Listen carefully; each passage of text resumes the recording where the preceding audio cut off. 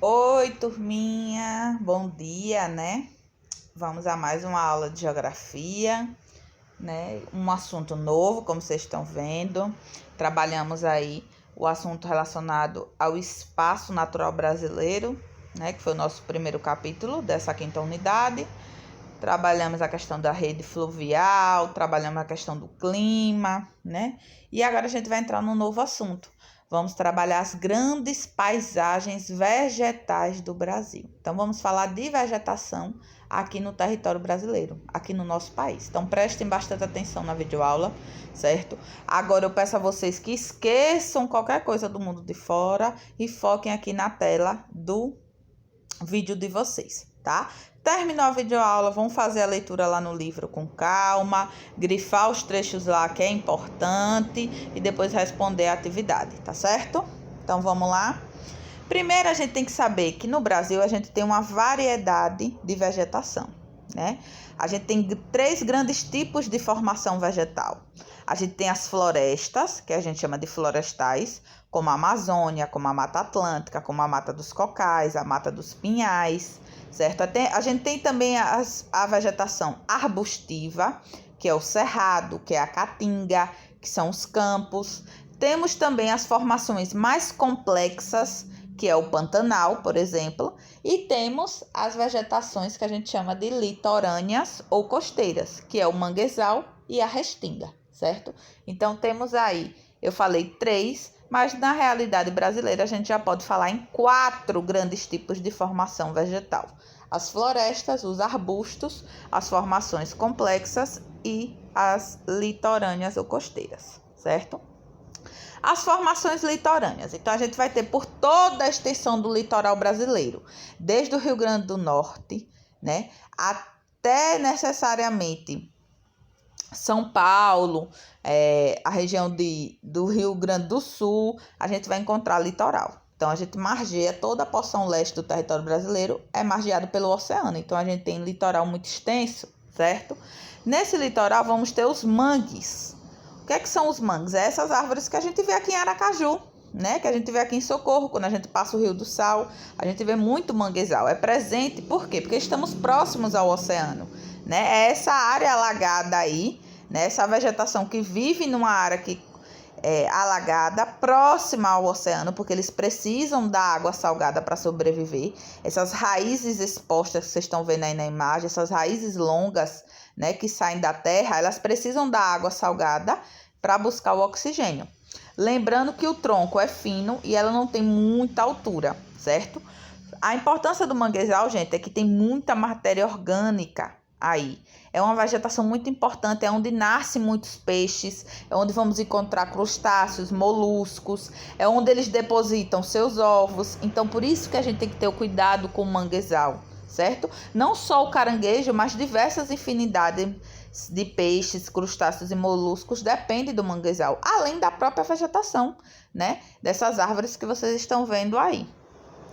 O manguezal, se a gente for pegar Aracaju, né, essas fotos são daqui de Aracaju, a gente vai ver como o manguezal no Brasil todo, inclusive aqui em Aracaju, ele está bem destruído, né?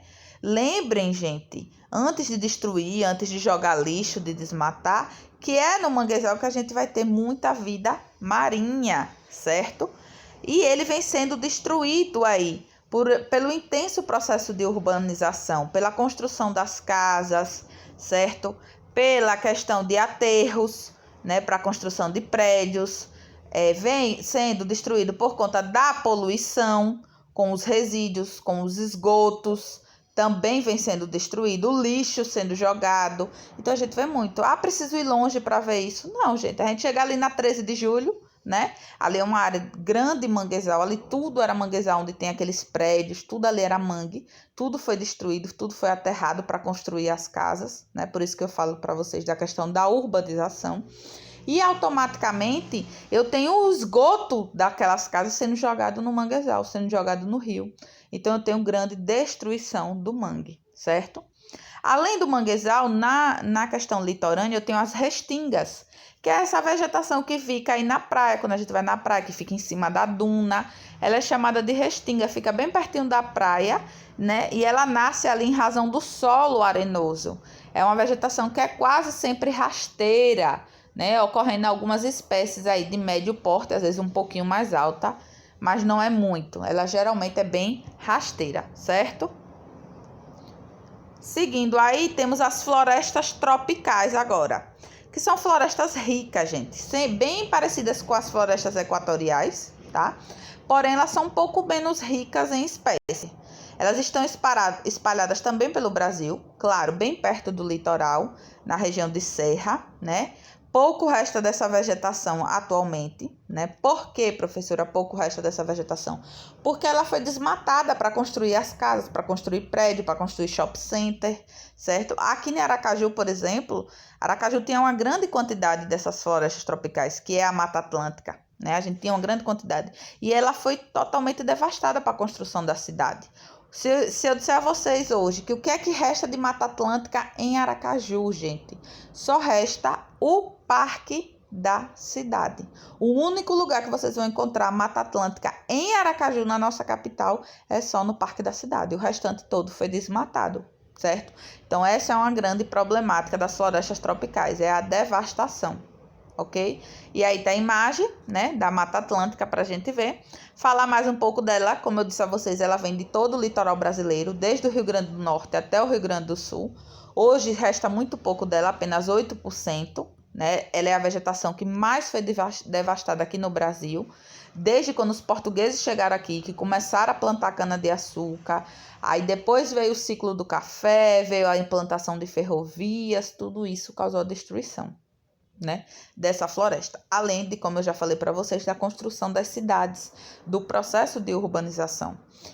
Ultimamente a gente vê muito ONGs que trabalham com o processo de conservar os últimos remanescentes de Mata Atlântica que ainda existe, né? Quando a gente passa em alguns lugares, a gente consegue ver aí essa conservação. Aqui eu trouxe os mapas para vocês visualizarem, né, de 1500 até 2014. Como, né, desapareceu a Mata Atlântica aqui no nosso país e está desaparecendo a cada dia mais, com grande desmatamento, certo? Falando da floresta tropical, a gente tem que lembrar que elas também são muito exploradas, a madeira é muito explorada, acontece muito desmatamento para a construção de móveis, né, telhados, entre outros recursos. E aí, saindo da floresta tropical, vamos entrar também em uma vegetação que a gente encontra aqui em Sergipe, que é a caatinga, né, gente?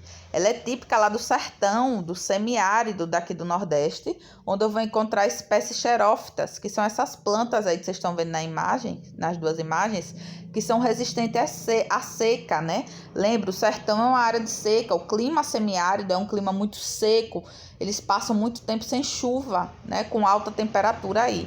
Então, eu vou ter esses espinhos e essas folhas grossas que acumulam água por um longo período de estiagem, tá? Que são os cactos, as bromélias, o xique-xique, é o tipo de vegetação da caatinga. Essa vegetação, gente, ela também vem sofrendo com a ação humana, com a ação antrópica.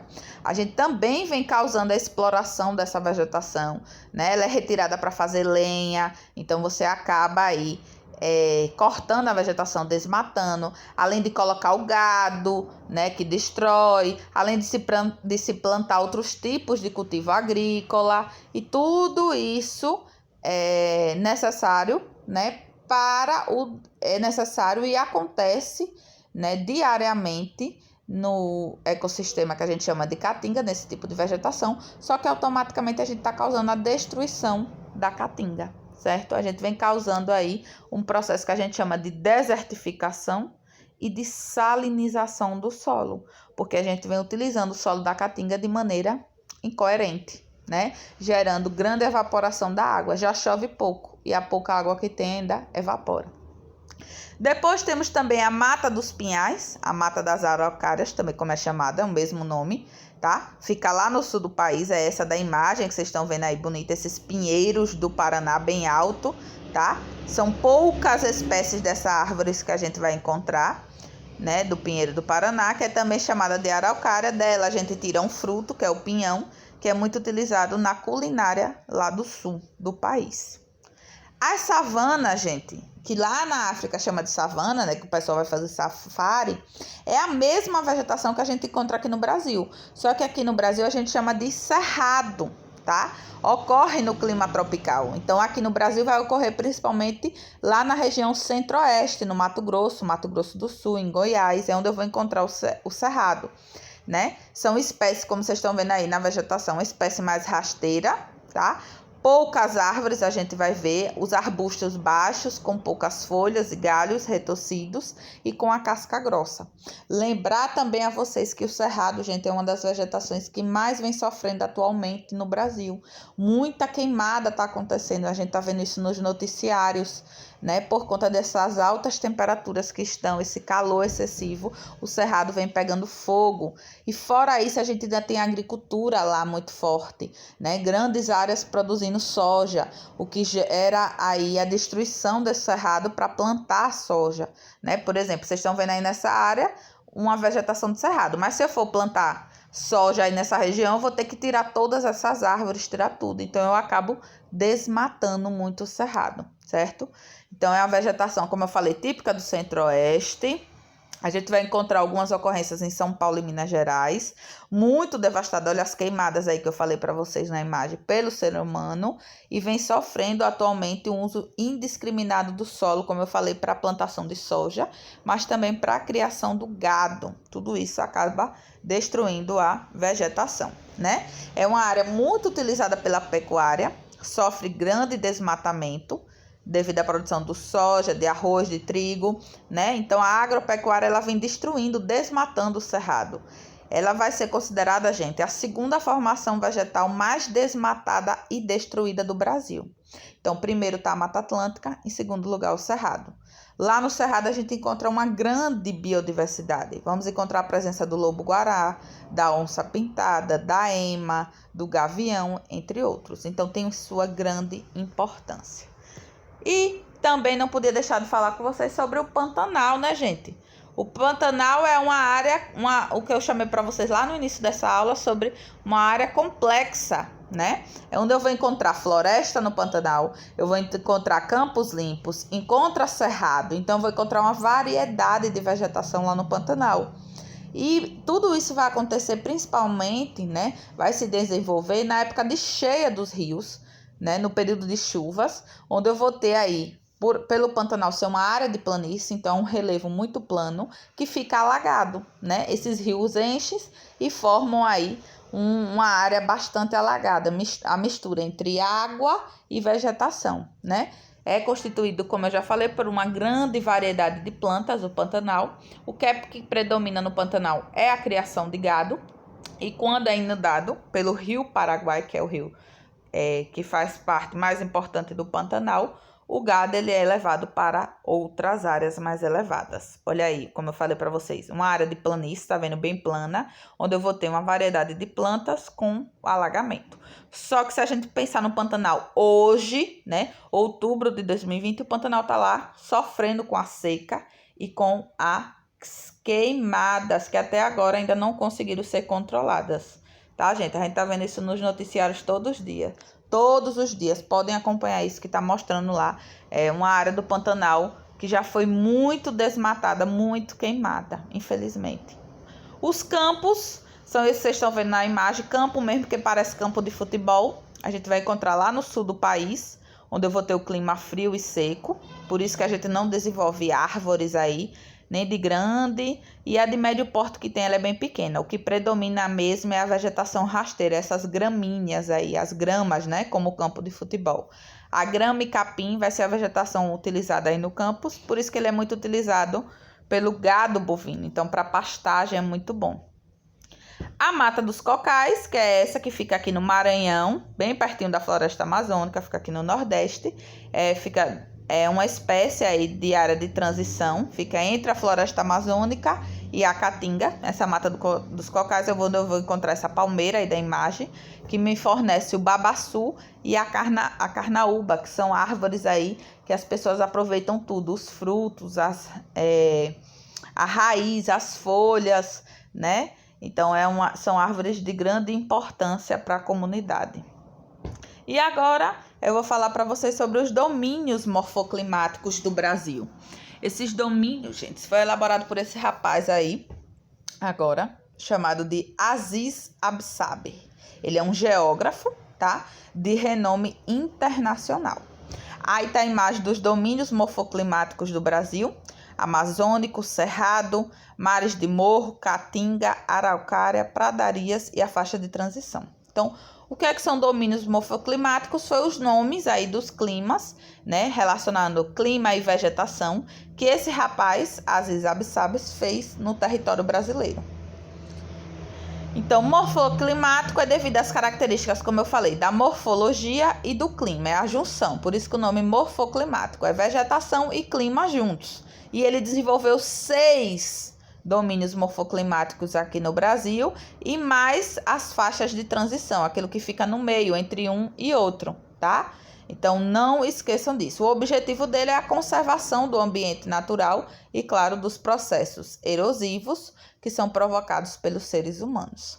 O termo morfo está relacionado à estrutura e à forma do relevo e o climáticos ao clima, né? Olha aí os 6 domínios: o amazônico, lá na região norte, né? Os cerrados, na região central do Brasil, mares de morro na região leste, no litoral, caatinga no nordeste, aqui no sertão, araucárias lá na região sul e da pradarias lá no sudeste gaúcho, lá no Rio Grande do Sul. O amazônico, como vocês estão vendo aí na imagem, lá na região norte, onde eu vou encontrar uma grande variedade de espécies de animais e vegetais. O relevo aí eu tenho os planaltos no extremo norte, como o Planalto das Guianas, que vocês estão vendo na imagem do meio. Na região central eu tenho as terras baixas planície, que vocês estão vendo aqui no canto direito, né? Que eu vou ter uma hidrografia, os rios, muito importante, como o rio Amazonas, que é o rio principal. Lembrando que no domínio da Amazônia, gente, a gente tem um grande problema, que é o desmatamento pelas madeireiras, e isso faz com que a floresta corra o risco aí de extinção, tá? As áreas mais baixas da floresta tem a erosão, como vocês estão vendo aí na foto do meio, uma área com grande erosão, porque foi desmatada e está exposta aí ao sol, à chuva, então causa a erosão do solo. Eu vou ter o assoreamento dos rios aqui na parte mais embaixo, esses bancos de areia aí no meio do rio, que impede a circulação da água do rio livremente, né? Além de construção de hidrelétricas, que também acabam aí contaminando, né, atrapalhando os trechos dos rios. E tudo isso faz com que a população sofra, né? A população que vive aí no domínio da Amazônia acaba sofrendo e tendo que migrar para outras cidades para conduzir aí suas vidas. No domínio da Caatinga, que é o nosso, que eu já acabei de falar para vocês, fica no Nordeste, como eu falei, no sertão. O relevo são esses planaltos sedimentares e essas chapadas aí com depressão.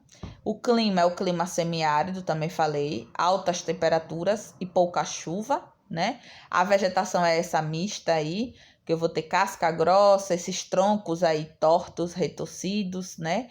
Essas cascas grossas é para conseguir armazenar água, já que eles ficam muito tempo sem chuva. As raízes são bem profundas. Eu vou encontrar as presenças de cactáceas e as xerófitas, tá, gente? Na hidrografia do domínio da Caatinga, eu vou ter rios temporários, são aqueles rios que secam, tá vendo aí na primeira imagem do canto esquerdo da ponte? Cadê a água do rio, né? Não tem rios temporários. O único rio da Caatinga, do domínio da Caatinga que não seca, que é um rio permanente, é o Rio São Francisco, que é esse da imagem do meio, que a gente vai utilizar aí para navegar, para irrigar, para gerar energia, para abastecer as casas, para N finalidades. No domínio do Cerrado, agora lá na região central do Brasil, a principal forma de relevo vai ser o Planalto. O clima predominante é o clima tropical típico, aquele que tem 2 estações bem definidas. O verão é chuvoso e o inverno é seco. O solo ele é ácido e arenoso e sofre aí com a laterização, como vocês estão vendo na imagem, né? Do lado direito aí o solo ele é ácido e arenoso, então a laterização é muito forte aí no domínio do Cerrado. Tem esse endurecimento, o solo é muito duro, então para o cultivo eles acabam usando muitos produtos químicos para conseguir plantar aí, certo? A vegetação é essa mista, e arbustiva e herbácea, que fica bem espalhada, uma árvore espalhada da outra. Tem uma rica biodiversidade, tanto com relação à vegetação como aos animais, e vem sofrendo, como eu já falei com vocês, desmatamento e queimadas. Olha aí os animais, né? A flora do Cerrado muito rica e a variedade de animais que a gente encontra lá no Cerrado, que infelizmente muitos estão sendo mortos agora nas queimadas, né? Tá passando direto aí nos noticiários. A sojicultura, como eu falei para vocês, olha aí, grandes áreas, como vocês estão vendo, produzindo só soja, gente. Cadê o cerrado? Cadê a vegetação? Foi tudo devastado para a gente colocar soja e para mecanizar, né? Hoje a gente utiliza as máquinas modernas aí para fazer todo esse processo, o que coloca em risco a nossa fauna também. Os animais acabam morrendo aí nesse processo. O domínio dos mares de morro, que fica aí localizado na região litorânea do Brasil, desde o Rio Grande do Norte até o Rio Grande do Sul, é onde eu vou apresentar uma concentração, principalmente no Sudeste, tá vendo? Mares de morro, porque forma esses morros aí, parecendo um mar mesmo de morro, e onde eu vou ter a presença da vegetação da Mata Atlântica. A principal forma de relevo vai ser o Planalto Atlântico, com essa feição mamelonares, ou seja, essa meia laranja aí. O clima é o tropical e o tropical de altitude, nas áreas elevadas.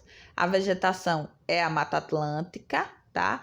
E a gente tem uma grande devastação, como eu já falei para vocês, da Mata Atlântica nessas regiões por conta da urbanização. Lembre que é no litoral que a maior parte dos brasileiros moram, inclusive nós, né, que moramos aqui em Socorro, em Aracaju, moramos aí no litoral. Então 70% da população brasileira mora na área da Mata Atlântica, por isso essa grande devastação. E além da urbanização, ainda tem as monoculturas, né, os cultivos agrícolas também. O domínio das araucárias, que também já falei com vocês, fica aí na região sul, lá no Paraná e Santa Catarina, tá? A forma de relevo é o planalto, o clima é o subtropical, é aquele que no inverno fica bem rigoroso, chega a ter geada e neve, né? E a vegetação é os pinheiros aí que vocês estão vendo na imagem e o pinhão, o fruto que eu falei para vocês. Lembrando que também é uma árvore, o pinheiro, que já foi muito procurada, né? E que é até hoje muito procurada, muito desmatada. Inclusive, o corte ilegal das árvores da mata de araucária, gente, já chegou a cerca de 97% de toda a sua área original. Então, foi muito devastada, né? Corre o risco aí de desaparecer. As pradarias, né, que se a gente pode chamar aí, fica lá na região sul, no extremo sul do Rio Grande do Sul. É o que eu chamei para vocês mais cedo na nossa aula sobre campos, né? Esse relevo plano aí com uma suave ondulação, onde eu vou ter a pecuária, o gado aí criado solto, né? Nesse clima frio, com essa vegetação rasteira, essas gramas. Só que às vezes Absabe não chama de campo, ele chama de pradarias, certo? É onde eu vou ter aí o lar do gaúcho, né? Onde o gaúcho vive, onde a pecuária bovina vive, nesses morros, nessas colinas bem baixas, né? Que eles chamam de coxilhas, né?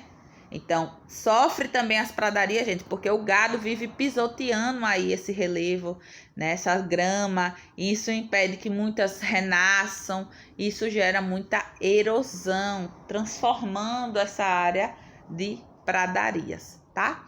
Faixa de transição, eu vou ter aí de destaque para vocês, trouxe até no mapa, né? Eu tenho, entre um domínio e outro, eu tenho essas espécies de vegetação aí, né? Que vão fazer a mistura de um e de outro, sem o predomínio de uma. Por exemplo, no Pantanal aqui, eu tenho mistura. Na Mata dos Cocais, aqui no ponto A, também, eu tenho uma área de mistura entre a floresta amazônica e a caatinga, certo? Então, a faixa de transição é porque fica no meio, né? Vai ter um pouco de um e um pouco da outra. Olha aí, o Pantanal, como a gente já trabalhou, é onde eu vou encontrar aí cerca de 250 mil quilômetros quadrados. Fica entre o sul do Mato Grosso e o noroeste do Mato Grosso do Sul. Vem sofrendo mortes aí de animais, né? O garimpo causando a destruição, a caça ilegal, tem uma grande problemática. E aí, a atividade de hoje, que vocês vão responder as páginas 308 e 309 do livro, tá, galerinha? Lembrando que qualquer dúvida, eu estou à disposição. Tá bom? Boa atividade para vocês. Respondam com calma, com bastante atenção.